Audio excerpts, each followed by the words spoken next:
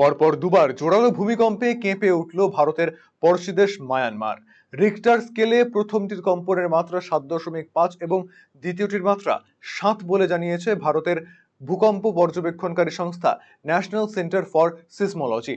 তবে আমেরিকার ভূতত্ত্ব পর্যবেক্ষণকারী সংস্থা ইউএস জিওলজিক্যাল সার্ভে জানিয়েছে প্রথম ভূমিকম্পটির মাত্রা 7.7, দ্বিতীয়টির মাত্রা 6.4। কম্পন অনুভূত হয়েছে দিল্লি সহ উত্তর ভারতের বিস্তীর্ণ অংশেও। মৃদু কম্পন টের পাওয়া গিয়েছে কলকাতাতেও। ন্যাশনাল সেন্টার ফর সিসমোলজি জানিয়েছে প্রথম কম্পনটি হয় ভারতীয় সময় সকাল 11টা 50 মিনিটে, আর দ্বিতীয় কম্পনটি হয় 12টা 2 মিনিটে। প্রথমটির উৎস কেন্দ্র মায়ানমারের বর্মা প্রদেশের 12 কিলোমিটার উত্তরে অবস্থিত, আর দ্বিতীয়টির উৎস কেন্দ্র মায়ানমারের লক্সকের 151 কিলোমিটার পশ্চিমে অবস্থিত। দুটি কম্পনের ক্ষেত্রেই উৎপত্তি স্থলটি ছিল মাটির 10 কিলোমিটার নিচে।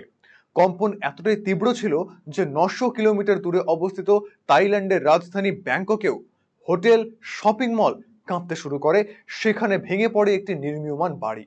আতঙ্কে বাড়ির বাইরে বেরিয়ে আসেন স্থানীয় বাসিন্দারা।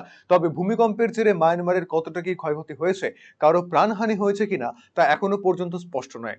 জরুরি বৈঠকে বসেছেন সে দেশের প্রধানমন্ত্রী।